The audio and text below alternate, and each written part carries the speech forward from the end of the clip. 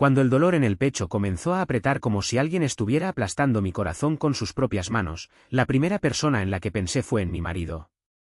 Después de todo, él era médico, sabría qué hacer. Pero cuando llegué al hospital donde trabajaba, una enfermera se me acercó con los ojos abiertos por el pánico y me susurró algo que me heló la sangre. Cuando el doctor entré, no diga su nombre verdadero. Yo no tenía idea de que esas palabras salvarían mi vida y revelarían al monstruo que dormía a mi lado todas las noches. Pero antes de continuar, verifica si ya estás suscrito al canal y escribe en los comentarios de donde estás viendo este vídeo. Nos encanta saber hasta dónde están llegando nuestras historias. El dolor comenzó durante la cena. No fue gradual, no fue una molestia que fue creciendo poco a poco. Fue como si alguien me hubiera golpeado el pecho con un martillo invisible, sacando todo el aire de mis pulmones de golpe. Dejé caer el tenedor en el plato y el ruido resonó en la cocina vacía. Mi marido, Ricardo, estaba de guardia de nuevo. Siempre era así. Vivía en el hospital y yo vivía sola en esa casa enorme que heredé de mis padres. Intenté respirar profundamente, pero el dolor solo empeoraba. Mi visión comenzó a nublarse y el mundo a mi alrededor empezó a girar. Me agarré a la mesa intentando estabilizarme, pero mis piernas parecían de gelatina. Necesitaba ayuda. Necesitaba a Ricardo. Con las manos temblando tanto que apenas podía sostener el celular, intenté llamarle una vez, 2 veces, 3 veces. Nada. Directo al buzón de voz. Esa voz automática y fría informándome que el número no estaba disponible. No era la primera vez que sucedía. Ricardo siempre decía que era imposible contestar el teléfono cuando estaba atendiendo pacientes. Pero en ese momento, con mi vida pareciendo escaparse entre mis dedos, cada segundo de silencio al otro lado de la línea parecía una eternidad. No podía esperar. El dolor estaba aumentando, extendiéndose por mi brazo izquierdo, subiendo por el cuello. Yo sabía que aquello no era normal. Tomé mi bolso, me arrastré hasta la puerta y pedí un taxi por la aplicación. Mis manos sudaban tanto que tuve que intentarlo 3 veces antes de lograr confirmar la dirección. Hospital Ángeles del Pedregal, el lugar donde trabajaba mi marido, donde estaría segura. El viaje fue una pesadilla. Cada tope, cada frenada brusca, cada curva cerrada parecía amplificar el dolor. El conductor seguía mirándome por el espejo retrovisor con la preocupación grabada en el rostro. Me imagino que tenía miedo de que me desmayara ahí mismo en el asiento trasero de su coche. Yo también tenía miedo de eso. Cuando finalmente llegamos al hospital, casi no pude salir del coche sola. El conductor tuvo que ayudarme apoyándome hasta la entrada de urgencias. Ni siquiera esperé a que se fuera, simplemente entré tambaleándome por las puertas automáticas, directo a ese mundo de luces fluorescentes, olor a desinfectante y sonidos de monitores pitando. Una enfermera se acercó de inmediato. Tenía el rostro cansado de quien había trabajado un doble turno, pero sus ojos eran amables. Su gafete decía, Sofía me ayudó a sentarme en una silla de ruedas y comenzó a hacerme preguntas. Mi nombre, mis síntomas, si tenía alguna alergia. Respondí todo mecánicamente, la voz saliendo débil y temblorosa. Mi marido trabaja aquí, logré decir. Doctor Ricardo Flores, es médico general. Por favor, ¿puede llamarlo? Sofía dudó por una fracción de segundo. Fue tan rápido que casi no lo noté, pero estaba ahí. Un destello de algo en sus ojos. Sorpresa, miedo, no pude identificarlo. Solo asintió y me llevó a una sala de exámenes. La sala era pequeña, rodeada de cortinas verdes descoloridas que ya habían visto días mejores. Sofía me ayudó a acostarme en la camilla estrecha y fría, y comenzó a preparar el equipo para medir mi presión. Yo estaba ahí acostada intentando controlar la respiración cuando me di cuenta de que ella seguía mirándome de una manera extraña, como si me conociera, como si supiera algo que yo no sabía. Entonces sucedió. Sofía se acercó tan cerca que podía sentir su aliento cálido en mi oído. Sus dedos apretaron mi brazo con urgencia y susurró, tan bajo que apenas la oí. Cuando el doctor entre, no diga su nombre verdadero, diga que se llama Ana, cualquier cosa menos su nombre de verdad. La miré confundida, el corazón latiendo aún más rápido, si es que eso era posible. ¿Qué? ¿Por qué? No tenemos tiempo. Me cortó, los ojos abiertos por el pánico. Confía en mí. Tu vida depende de esto. Antes de que pudiera responder, antes de que pudiera hacer más preguntas, la cortina se abrió bruscamente y ahí estaba él, mi marido, Ricardo, vestido con su bata blanca impecable, el estetoscopio colgando del cuello, esa sonrisa confiada que siempre me hacía sentir segura. Pero por primera vez en 5 años de matrimonio, esa sonrisa me dio escalofríos. Ricardo ni siquiera me miró a la cara. Sus ojos estaban fijos en el portapapeles en su mano verificando algo. Sofía se adelantó, la voz firme y profesional. Paciente ingresó con dolor torácico agudo, disnea y sudoración. Nombre, Ana García, sin seguro. Ricardo asintió todavía sin mirarme. Presión 140/90. Temperatura normal. Finalmente levantó los ojos del portapapeles, pero su mirada pasó por mí como si yo fuera solo una paciente más. Ninguna señal de reconocimiento, ningún destello de preocupación de un marido viendo a su esposa enferma, nada. Era como si yo fuera una completa extraña. Y fue en ese momento que me di cuenta. Sofía me había puesto una mascarilla de oxígeno en el rostro, una mascarilla grande que cubría la mayor parte de mis facciones. Mi cabello estaba recogido bajo un pañuelo improvisado. No me parecía en nada a la Fernanda que él conocía. Yo era solo Ana, una paciente cualquiera. Ricardo se acercó a la camilla, pero no con la urgencia de un médico preocupado.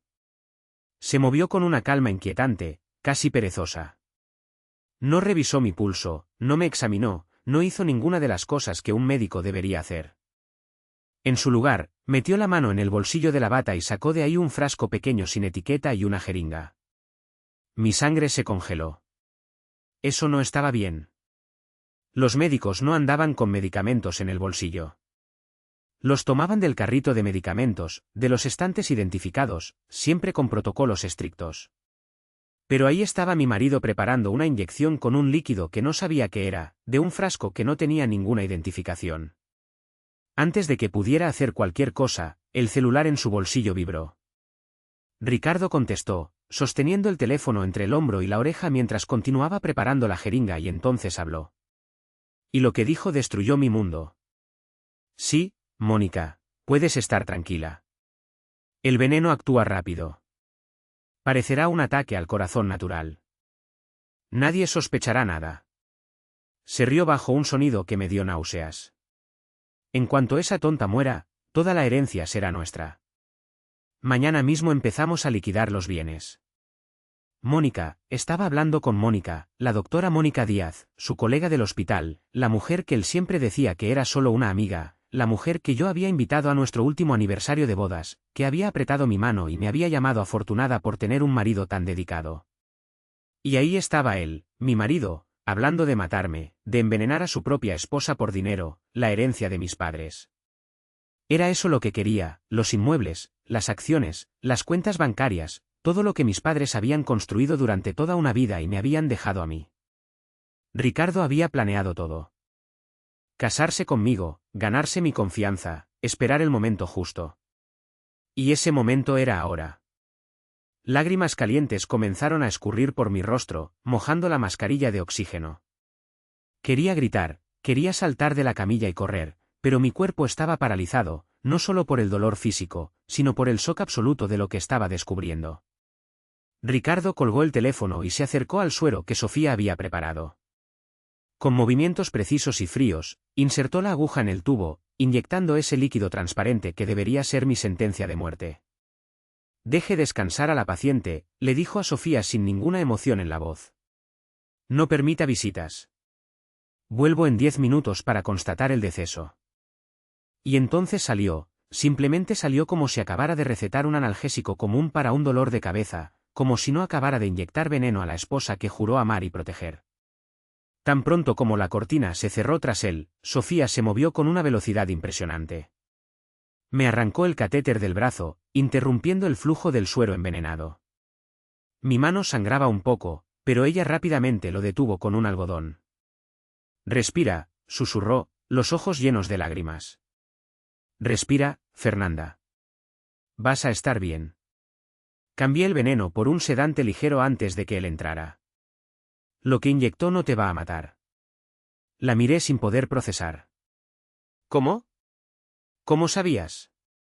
Sofía me agarró la mano con fuerza. Tu papá le salvó la vida a mi hija hace años. Pagó la cirugía cardíaca cuando yo no tenía dinero. Nunca olvidé su rostro y tú eres idéntica a tu mamá. Se secó sus propias lágrimas. Yo ya sospechaba del doctor Ricardo desde hace semanas. Oí conversaciones de él con la doctora Mónica en los pasillos sobre deshacerse de su esposa, sobre la herencia. Cuando ingresaste y vi tu nombre en la pulsera, supe que era hoy, que hoy iba a intentar matarte. Yo estaba en shock, pero Sofía no tenía tiempo para dejarme procesar.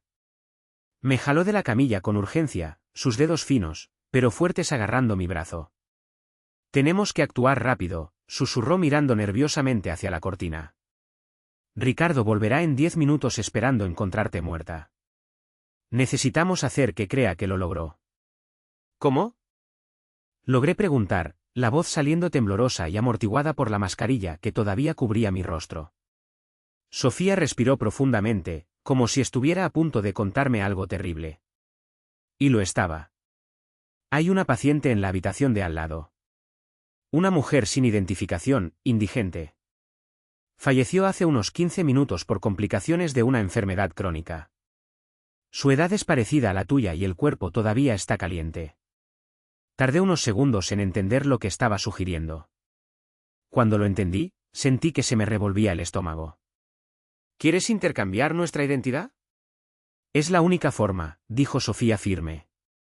Yo te pongo su pulsera y la tuya a ella. Ricardo examinará el cuerpo, declarará el deceso y nunca se dará cuenta de la diferencia. Ni siquiera mirará bien la cara. Él cree que ya moriste. Era una locura. Era macabro, pero era mi única oportunidad de sobrevivir. ¿Y después? Pregunté, después de que declare que morí, ¿qué pasa? Te vas de aquí ahora por la puerta de atrás del hospital. Sofía ya me estaba jalando fuera de la sala. Hay una salida que da al área de descarte de basura y a la cocina comunitaria. Nadie pasa por ahí de noche y no hay cámaras funcionando en esa parte. Sales, tomas un taxi que ya voy a pedir y desapareces. Pero, ¿a dónde voy? A mi casa. Es pequeña, pero es segura. Te quedas ahí hasta que yo llegue y veamos qué hacer. Todo estaba sucediendo demasiado rápido. Hace menos de media hora había llegado al hospital pensando que estaba sufriendo un ataque al corazón. Ahora estaba descubriendo que mi marido había intentado asesinarme y que necesitaba fingir mi propia muerte para sobrevivir. Sofía me llevó rápidamente a la habitación de al lado. Ahí estaba ella, la mujer sin nombre. Su cuerpo estaba cubierto por una sábana blanca. Pero yo podía ver los contornos. Realmente tenía una complexión física parecida a la mía. Sofía trabajó rápido, quitándome la pulsera de identificación temporal con el nombre Ana García que me había puesto y sustituyéndola por otra con el nombre de la mujer fallecida. Luego, con cuidado y respeto, puso mi pulsera original, la que decía Fernanda Flores, en la muñeca de la mujer muerta. Miré aquel cuerpo, a aquella mujer que nunca conocí y que ahora estaba tomando mi lugar en la muerte. Sentí una ola de culpa, de tristeza, de extraña gratitud. Lo siento mucho, le susurré aún sabiendo que no podía oírme. Te prometo que si sobrevivo a esto, te daré un entierro digno. No serás olvidada. Sofía me puso una sudadera grande, la capucha cubriendo mi cabello y una mascarilla quirúrgica nueva en mi rostro. Apúrate, me urgió. Necesitas salir ahora. Seguimos por el pasillo vacío, nuestros pasos amortiguados por el linóleo desgastado. Con cada sonido que oía, el pitido distante de un monitor, voces amortiguadas provenientes de otras salas, mi corazón se disparaba. ¿Y si alguien nos veía y si Ricardo aparecía? Pero la suerte o tal vez el destino estaba de nuestro lado. Llegamos a la puerta de atrás sin encontrarnos con nadie. El taxi está esperando al final de esa calle, dijo Sofía dándome un papel con su dirección. El conductor es mi primo. Puedes confiar en él. Vete ahí y no salgas de casa hasta que yo llegue. ¿Entendiste? La abracé fuerte. Las lágrimas volviendo a caer. Gracias, salvaste mi vida. Tu papá salvó la de mi hija, dijo ella también llorando. Ahora estamos a mano. Salí por la puerta y el aire frío de la noche me golpeó el rostro. Corrí por la calle oscura y desierta hasta encontrar el taxi. El conductor, un hombre de mediana edad con rostro amable, solo asintió cuando entré y me llevó sin hacer preguntas. La casa de Sofía era sencilla, una construcción pequeña en las afueras, pero limpia y acogedora. Me senté en el sofá viejo y desgastado, abrazando mis rodillas, intentando procesar todo. Mi marido había intentado matarme, el hombre con quien compartía la cama, con quien reía, con quien planeaba un futuro. Había inyectado veneno en mis venas, sin dudar, pensando solo en el dinero que heredaría. Las horas pasaron borrosas, no pude dormir. Me quedé solo sentada allí, mirando la pared, repasando mentalmente cada momento de los últimos 5 años, buscando señales que debía haber visto. Señales del monstruo escondido bajo la máscara del marido perfecto. Cuando el sol comenzó a salir, oí llave girando en la cerradura. Era Sofía. Volviendo de la guardia. Encendió el televisor antiguo de la sala y ahí estaba él, Ricardo, mi marido, en la pantalla, rodeado de cámaras y reporteros. Estaba llorando, lágrimas genuinas escurriendo por su rostro, la voz embargada de emoción. Anunció a todo el país que su amada esposa, Fernanda Flores, había fallecido de un súbito ataque al corazón en la madrugada. Pidió oraciones, privacidad, comprensión. A su lado la doctora. Mónica ponía la mano en su hombro en un gesto de apoyo, sus propios ojos fingiendo tristeza. ¡Qué performance, qué actuación magistral! Está planeando enterrar el cuerpo rápidamente, murmuró Sofía mirando la pantalla con repulsión. Sin autopsia, claro, con el acta de defunción que él mismo va a firmar. Nadie va a cuestionar y así todos los bienes que tus padres dejaron van a parar a sus manos. Pero había un problema, un detalle que Ricardo no sabía. Los bienes de mi familia no estaban en cuentas simples que pudieran ser accedidas con un acta de defunción. Mi padre, siempre cauteloso, había estructurado todo a través de un fideicomiso complejo con acceso controlado por biometría, específicamente por la lectura de mi retina. Sin mía, para autorizar, Ricardo no podría tocar ni un solo centavo y yo necesitaba garantizar que él nunca descubriera eso. Al menos no hasta que yo estuviera lista para contraatacar. Necesito ayuda, le dije a Sofía. Conozco a alguien. Un abogado de la familia, el licenciado Javier, fue amigo de mi padre por décadas. Necesito hablar con él. Sofía asintió. Voy a conseguirte un teléfono seguro. Pero, Fernanda, ¿estás segura de esto? Una vez que contactes a alguien, siempre hay riesgo de ser descubierta. Lo sé, respondí sintiendo una determinación nueva creciendo dentro de mí. El dolor, el shock, la tristeza, todo estaba ahí, pero algo más estaban haciendo, algo frío, algo poderoso. Pero no me voy a esconder para siempre. Voy a destruir a Ricardo. Voy a hacer que pague por todo. 3 días después de mi muerte, estaba sentada en un elegante despacho en el centro de la ciudad. El licenciado Javier, el viejo abogado de la familia, estaba sentado detrás de una mesa de caoba maciza, mirándome como si estuviera viendo un fantasma y en cierta forma lo estaba. Fernanda susurró todavía en shock. Vi tu funeral por la televisión. ¿Cómo le conté todo? Cada detalle sórdido, el veneno, la traición, el plan de Sofía, el intercambio de identidad. El licenciado Javier se puso más pálido con cada palabra, sus puños se cerrando con rabia sobre la mesa. Ese maldito gruñó, ese canalla nunca me gustó, ¿sabes? Desde el primer día que lo trajiste a conocer a tu padre había algo falso en él. Pero tú estabas tan enamorada. Fui una tonta, murmuré.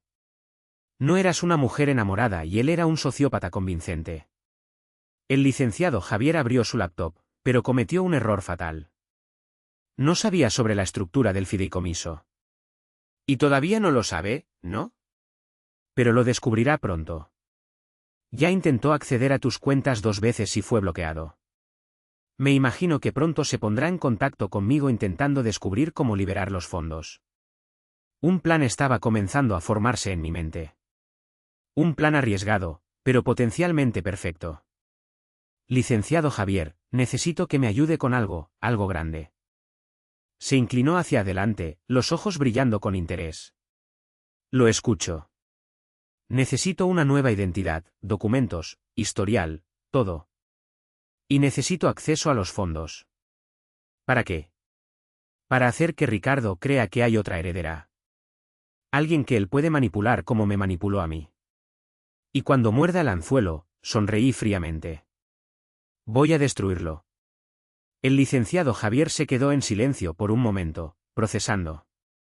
Luego, una sonrisa lenta se extendió por su rostro. Tu padre estaría orgulloso.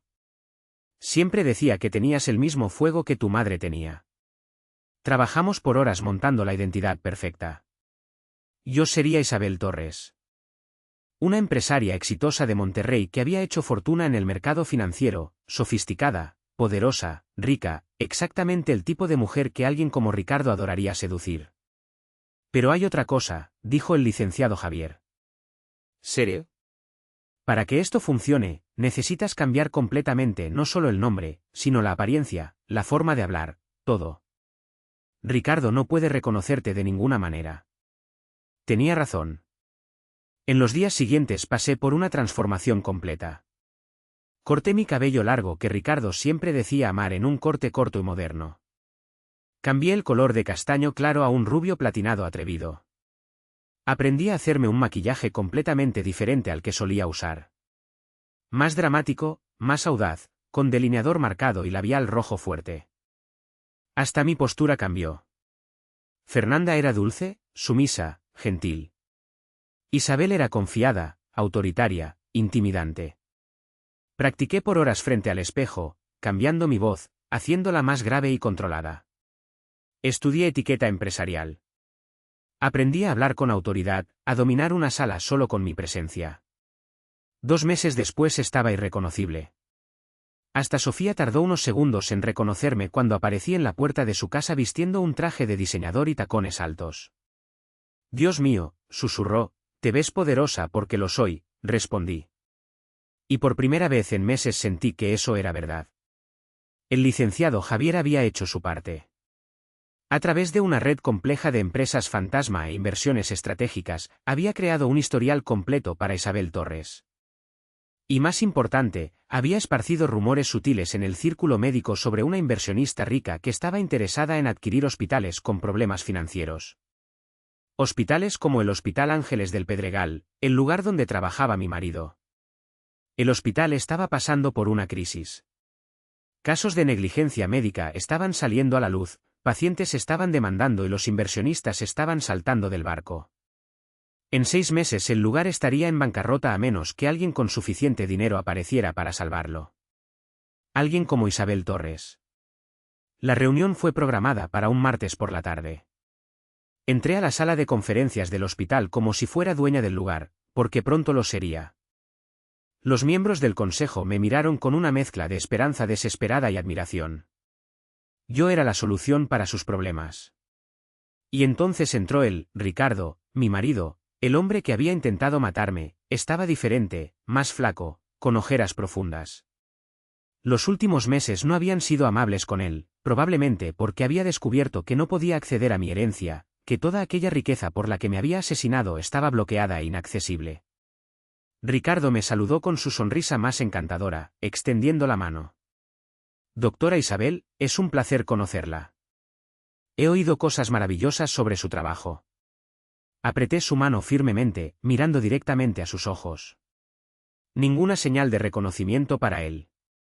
Yo era solo otra mujer bonita y rica, potencialmente útil. ¿Doctor? Ricardo, respondí, mi voz un tono más grave de lo que solía hacer. Espero que podamos hacer negocios lucrativos juntos. Durante la presentación observé cada movimiento suyo, la forma en que intentaba impresionar, cómo fingía interés genuino en el hospital cuando yo sabía que solo le importaba el dinero. Mónica también estaba ahí desempeñando el papel de colega preocupada, lanzando miradas significativas a Ricardo cuando creía que nadie estaba mirando. Hice mi propuesta. Invertiría 100 millones en el hospital, pero con condiciones. Quería control total de las operaciones. Quería una reestructuración completa de la administración y quería alguien de dentro que pudiera informarme sobre todo lo que sucediera. Necesito a alguien que conozca este lugar de adentro hacia afuera, dije dejando que mis ojos recorrieran la sala antes de posarse en Ricardo. Alguien dedicado, comprometido, alguien que esté disponible 24 horas al día, 7 días a la semana para garantizar que mi inversión esté segura. Vi a Ricardo enderezarse en la silla, los ojos brillando con interés. Lo quiero a usted, doctor Ricardo, continué como mi asistente personal durante esta transición. A cambio, su sueldo se duplicará y todas sus deudas personales, que sé que existen, serán temporalmente suspendidas. Era una oferta que él no podía rechazar y, más importante, era una trampa que él no veía. Ricardo aceptó inmediatamente, sin siquiera consultar a Mónica.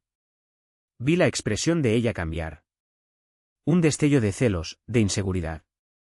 Perfecto, ya estaba plantando las semillas de la discordia entre ellos. Excelente, dije sonriendo fríamente.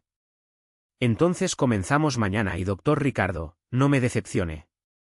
Cuando la reunión terminó y todos salieron, me quedé sola en la sala por un momento. Miré por la ventana hacia la ciudad allá abajo, hacia el mundo que seguía girando, ajeno al drama que estaba a punto de desatarse. Ricardo creía que había encontrado a su próxima víctima, una mujer rica y poderosa que él podría manipular, seducir y eventualmente robar, pero él no sabía que la víctima era el depredador y que el juego que él creía que estaba comenzando ya había sido ganado por mí. Los primeros días como jefa de Ricardo fueron deliciosos de una manera sádica. Yo lo hacía correr de un lado a otro del hospital, buscando documentos triviales, verificando existencias, permaneciendo de pie durante reuniones largas mientras yo me sentaba cómodamente. Pequeñas humillaciones que se iban acumulando, pero la verdadera tortura era psicológica.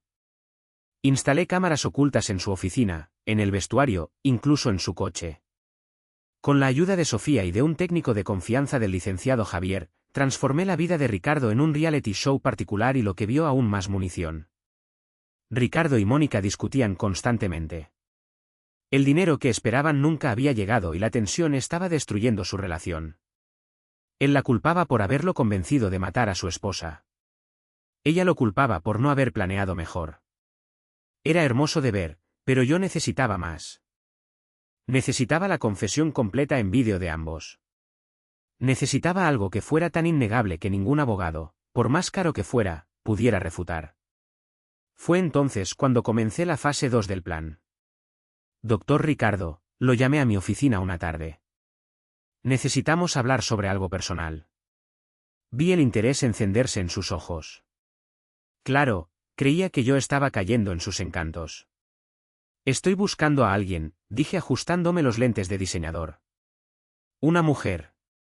Su nombre era Fernanda Flores. Ricardo se congeló. Por una fracción de segundo, su rostro se contrajo, pero se recuperó rápidamente, poniéndose una máscara de curiosidad pulcra. Fernanda, la difunta esposa, espera, ¿usted la conocía?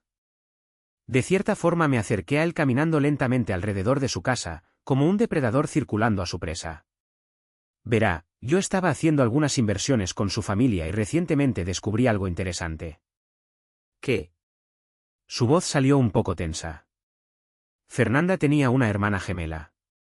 Los ojos de Ricardo se abrieron. ¿Qué? ¿Eso es imposible? ¿Yo? ¿Usted qué? Pregunté inocentemente. Estaba casado con ella y nunca lo supo. Qué marido tan interesante era, tragó saliva intentando recuperarse. Yo solo estoy sorprendido. Ella nunca mencionó una hermana porque la familia lo ocultó. Cuestiones de herencia, ya sabe cómo es. Me senté en el borde de la mesa cruzando las piernas.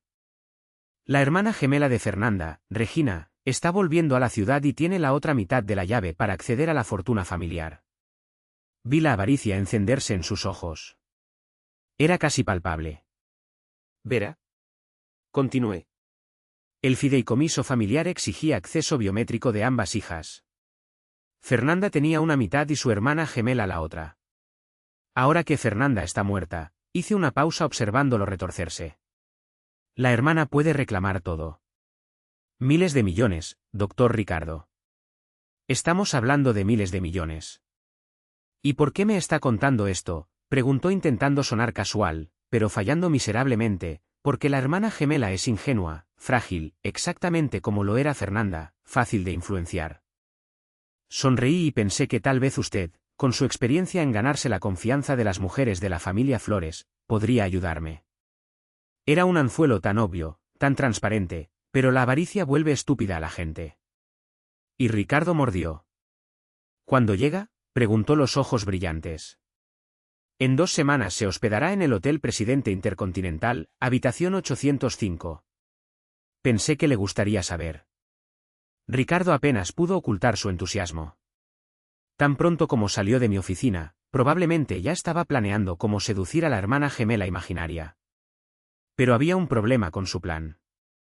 La hermana gemela no existía y la habitación 805 del hotel era mía, equipada con cámaras de última generación y un sistema de grabación de audio profesional. 2 semanas después, Ricardo apareció en el hotel. Yo lo observaba a través de la transmisión en vivo, sentada cómodamente en otra habitación. Estaba nervioso, ajustándose la corbata, ensayando su sonrisa en el espejo del elevador.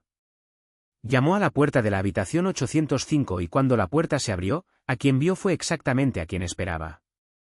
Una mujer parecida a Fernanda, pero con un toque de inocencia extra, vestida de forma sencilla, con los ojos abiertos por la sorpresa.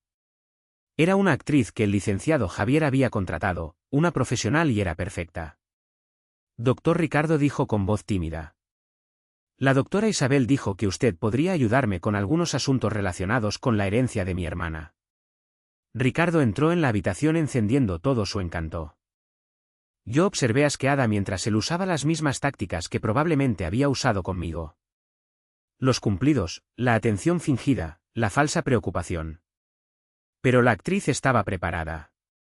Ella lo llevó exactamente a donde queríamos. Comenzó a hacerle preguntas sobre Fernanda, sobre cómo murió, sobre el acceso a los fondos. Y entonces Ricardo cometió su error fatal, creyendo que estaba solo con una mujer ingenua y confiable, creyendo que estaba creando a su próxima víctima, comenzó a presumir sobre lo inteligente que había sido, sobre cómo había planeado todo perfectamente, sobre cómo el veneno no dejó rastros.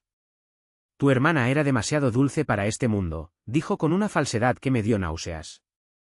Pero entre tú y yo estaba en el camino. Su dinero, ahora tuyo, estaba atrapado en burocracias. Yo solo aceleré el proceso. ¿Usted la mató?, preguntó la actriz fingiendo shock, pero manteniendo la cámara oculta en el broche del vestido, apuntando directamente hacia él. Ricardo dudó dándose cuenta de que tal vez había dicho demasiado, pero entonces la avaricia habló más alto. Si lograba ganarse la confianza de la hermana gemela, el dinero sería suyo. Fue necesario, dijo encogiéndose de hombros.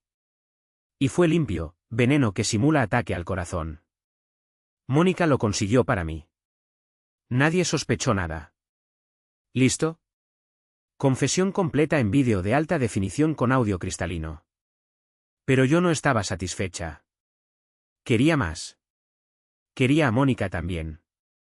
Mónica, preguntó la actriz. Su colega. Es colega. Examante también. De hecho. Ricardo se rió amargamente.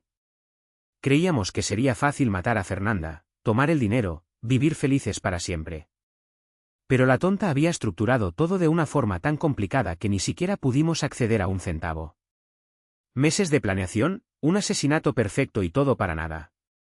Pero ahora que yo estoy aquí, sugirió la actriz, ahora es diferente. Ricardo se acercó a ella, el depredador, volviendo a la superficie. Contigo a mi lado, podemos tomarlo todo. Yo sé cómo funcionan estas cosas. Confía en mí. Confiar en él. Las mismas palabras que me dijo en el altar, en nuestra boda. Las mismas palabras que yo, ingenua, había creído. La actriz envió un mensaje codificado. Nuestra señal de que necesitaba salir. Le dijo a Ricardo que necesitaba pensar sobre todo eso, que era demasiado para procesar.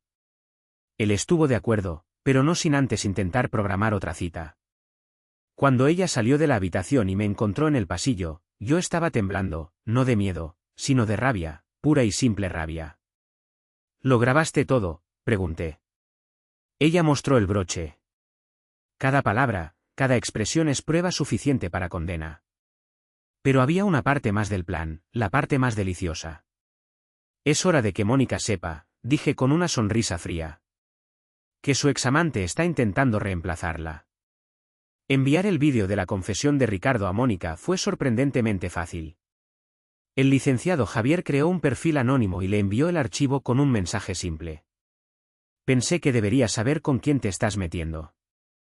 La reacción de Mónica fue inmediata y explosiva. A través de las cámaras que había instalado en el hospital, asistí en tiempo real cuando ella confrontó a Ricardo en el vestuario médico. La discusión fue épica. Ella gritaba, acusándolo de traición, de querer reemplazarla. Él intentaba defenderse diciendo que solo estaba tratando de conseguir el dinero para los dos. Pero ella no creía ni una palabra. «Ibas a deshacerte de mí», gritó ella. «Después de todo lo que hicimos, después de que yo consiguiera el veneno, después de que yo te ayudara a planear todo, ibas a cambiarme por esa supuesta hermana gemela».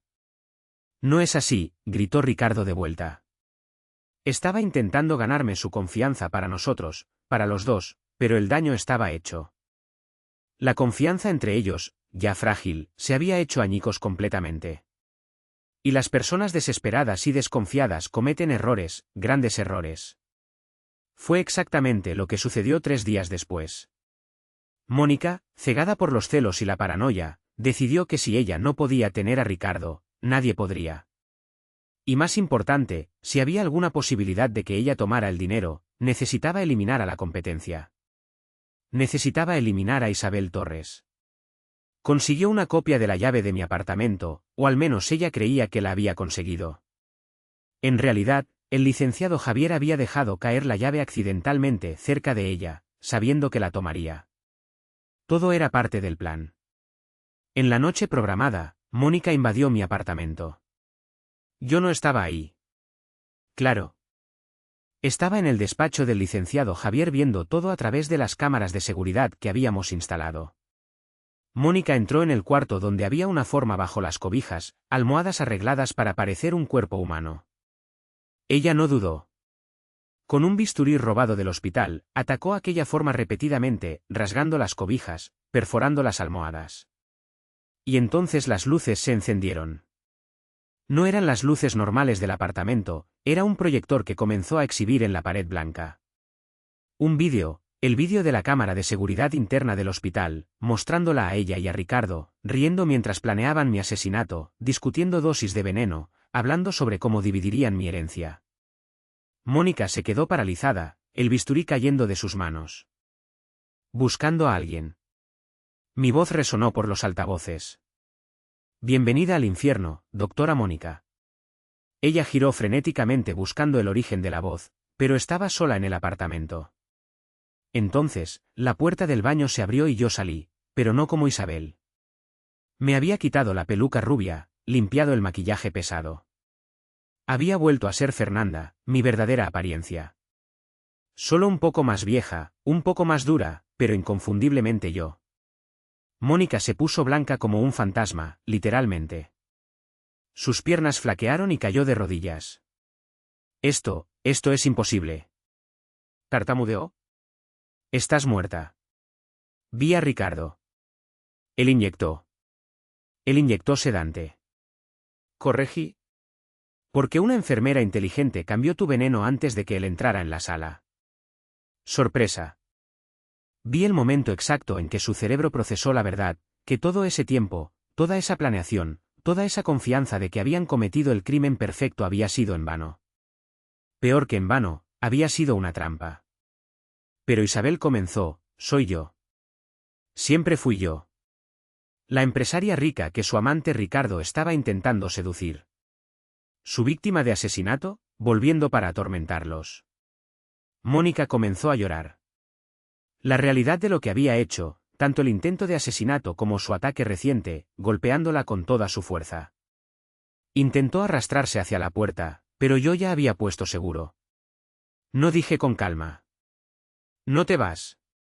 No hasta que llegue la policía. Lo que debe ser en aproximadamente. Miré el reloj. 3 minutos.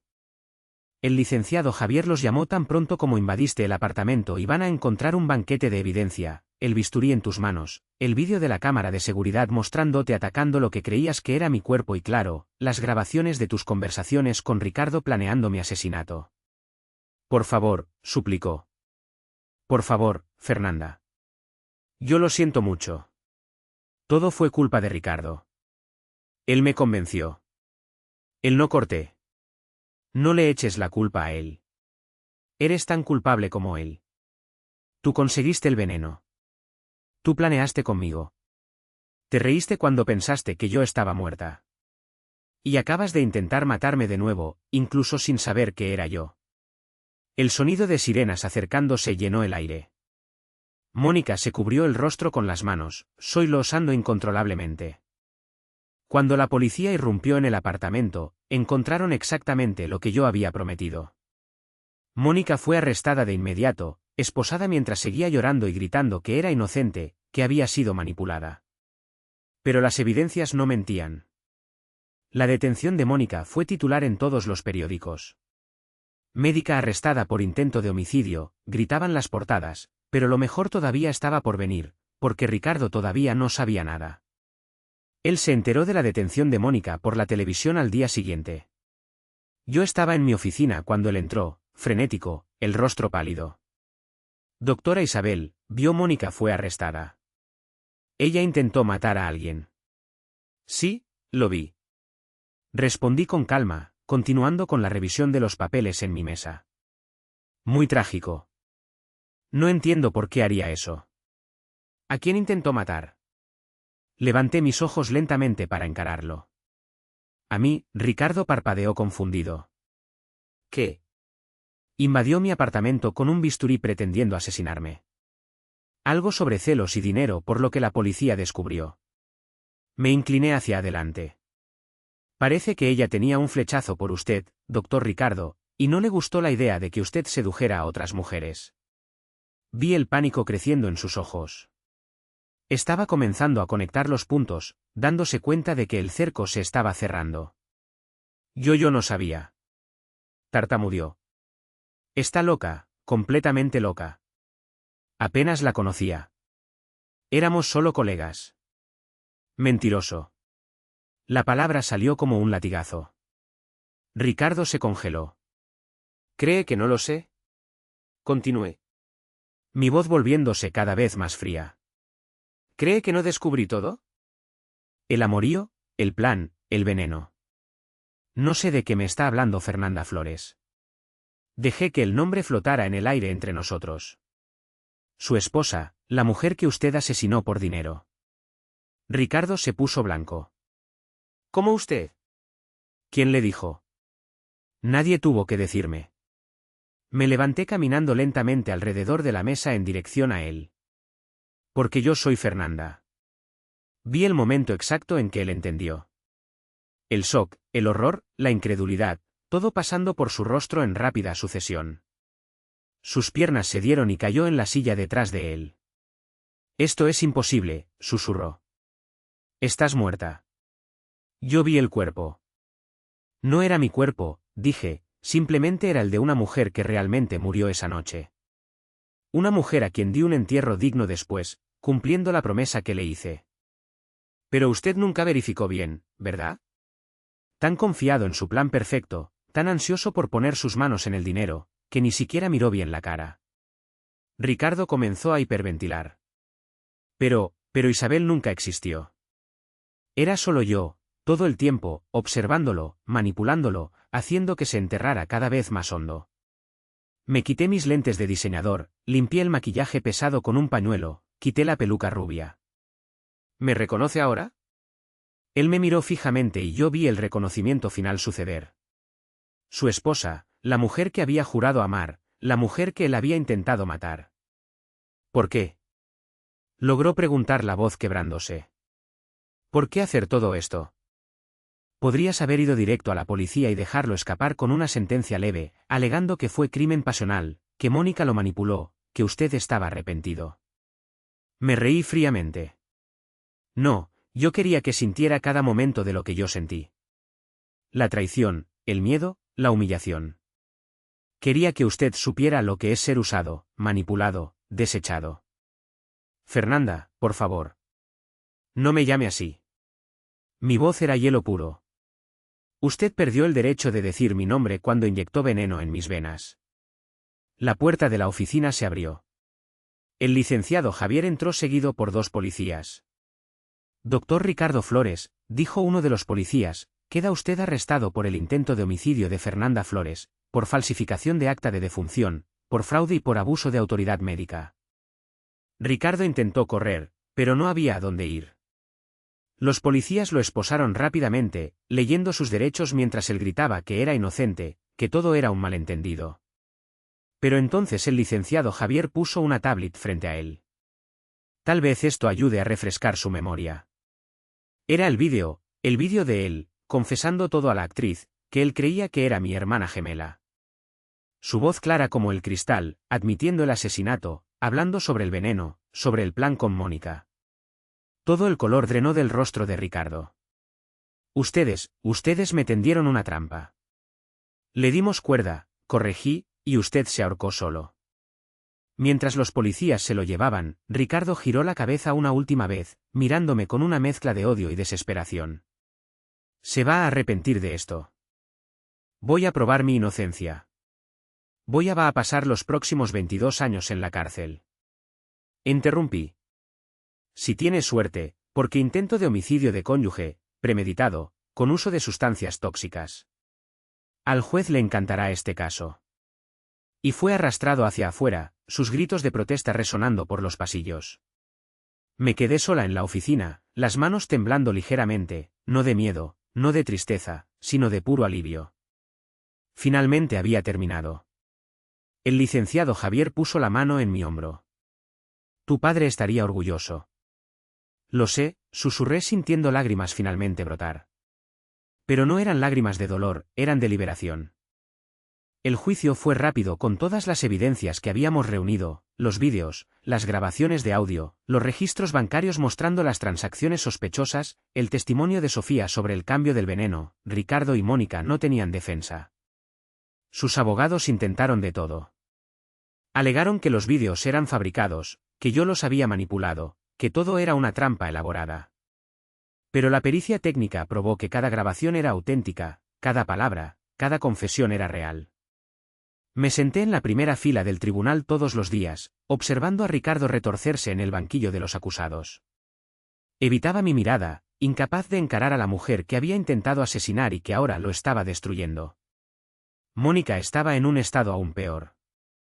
Su abogado había solicitado una evaluación psiquiátrica alegando que estaba teniendo un colapso mental y lo estaba. Durante una de las audiencias comenzó a reír histéricamente, luego a llorar sin poder parar. Fue retirada de la sala, sedada. Cuando llegó el momento de los veredictos, el juez leyó cada acusación con voz firme y grave. Culpable, culpable, culpable. Cada palabra era como música para mis oídos. Ricardo recibió 22 años, Mónica 20. Ambos sin posibilidad de libertad condicional por los primeros 10 años. Pero yo no estaba satisfecha solo con su encarcelamiento. Quería que sufrieran de verdad. A través del licenciado Javier usé mi influencia y dinero para garantizar que Ricardo fuera enviado a una de las peores cárceles del país. No una prisión común, sino una para criminales violentos, donde un ex médico respetado sería visto como débil, privilegiado, un blanco fácil. Y para asegurarme de que nunca olvidara lo que había hecho, dispuse que copias del vídeo de su confesión fueran accidentalmente filtradas dentro de la prisión. Todos los reclusos sabían exactamente quién era y lo que había intentado hacer. Mónica fue a la sala psiquiátrica de la prisión femenil, no por bondad, sino porque sabía que ahí ella tendría que enfrentar su propia mente rota todos los días sin escapatoria. 3 meses después del juicio, hice una visita a Ricardo. La prisión era todo lo que esperaba. Paredes de cemento gris, el olor a humedad y desesperación, el sonido constante de puertas de metal golpeando. Ricardo fue traído a la sala de visitas, luciendo irreconocible. Había perdido unos 20 kilogramos. El rostro estaba flaco y marcado. El cabello estaba comenzando a encanecer. Sus ojos, antes tan llenos de confianza y encanto, estaban hundidos y vacíos. Cuando me vio, se lanzó contra el vidrio que nos separaba, lágrimas escurriendo por su rostro. Fernanda, Fernanda, por favor, tienes que sacarme de aquí. No aguanto más. Ellos me tratan como basura. No puedo dormir. Yo bien, interrumpí con calma. Mi voz fría como el hielo. Ahora sabes cómo me sentí esa noche, asustada, sola, traicionada por la persona en la que más confiaba. Lo siento, lo juro, lo siento. Fue un error, fue la avaricia. No estaba pensando bien. Perdóname, por favor. Perdonarte. Me reí sin humor. No, no vine aquí para ofrecerte perdón, Ricardo. Vine para darte esto. Saqué de mi bolso un papel cuidadosamente doblado y lo presioné contra el vidrio. Era una cuenta, una lista detallada de todos los costos financieros, emocionales y psicológicos que él me causó durante nuestro matrimonio y con su intento de asesinato. Esto es lo que me debes, expliqué. Cada comida que te pagué, cada cuenta que cubrí, cada terapia que necesité tomar para superar el trauma, sumando todo, incluyendo intereses y compensación por daños morales, da unos 3,000 millones. Sus ojos se abrieron en shock. Obviamente no tienes cómo pagar, así que pagarás de otra forma. Con cada día que pases en esa celda, con cada momento de sufrimiento, considéralo como un abono de tu deuda conmigo. Eres un monstruo, susurró. No, corregí. Tú eres el monstruo. Yo soy solo la consecuencia. Me levanté para irme, pero me detuve en la puerta. Ah, y Ricardo, me aseguré de que nunca recibas reducción de pena por buen comportamiento. Tengo conexiones, así que disfruta tus próximos 22 años porque los vas a cumplir cada segundo.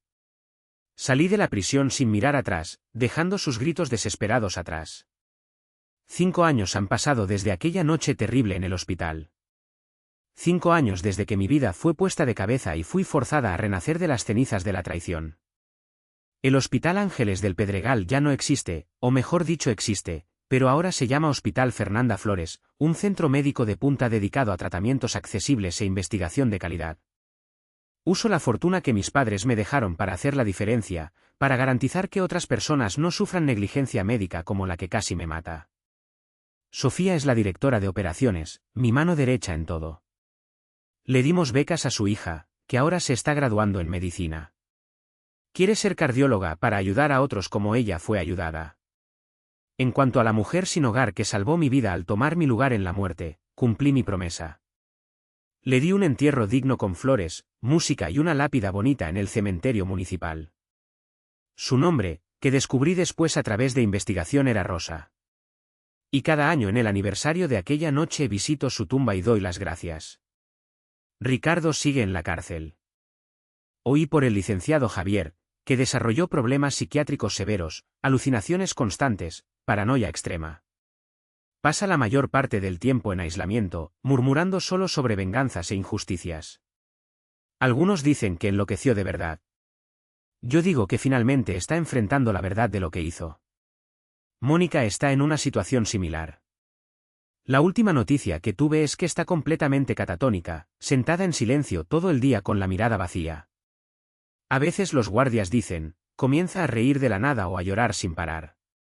Su mente se rompió completamente. Y yo soy libre, verdaderamente libre, no solo físicamente, sino emocionalmente.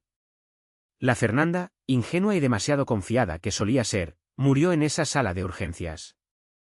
La mujer que resurgió es más fuerte, más lista, más cautelosa. Aprendí que confiar es importante, pero verificar es esencial. Aprendí que el amor verdadero no te mata por dinero. Aprendí que a veces la venganza no se sirve fría, se sirve de forma meticulosa, calculada y absolutamente devastadora. Hay momentos en que me pregunto si fui demasiado lejos, si tal vez debía haber entregado a Ricardo y Mónica a la policía desde el principio sin toda la elaboración. Pero entonces recuerdo aquella noche, la sensación del veneno entrando en mis venas, el sonido de la voz de mi marido hablando casualmente sobre mi muerte con su amante, la completa y total traición. No fui demasiado lejos. Fui exactamente hasta donde necesitaba ir. Hoy, mientras estoy en el techo del hospital, observando la ciudad al atardecer, siento una paz que no sentía en años.